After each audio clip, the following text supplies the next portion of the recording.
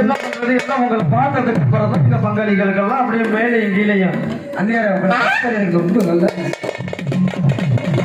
உங்களை பார்த்ததுக்கு அப்புறம் தான் எங்க பங்காளிகளுக்கெல்லாம் மேலையும் கீழையும் ஏறுது இறங்குது. என்னடி வேற ஒண்ணு இல்லாம நீங்க தப்பா நினைச்சுக்கோங்க. மூச்சு தான் மூச்சா ஆமா. பாத்து மச்சான் மூச்சு சுடாம மூணு படிக்க சமைக்க சிரிச்சுக்குவோம். சரி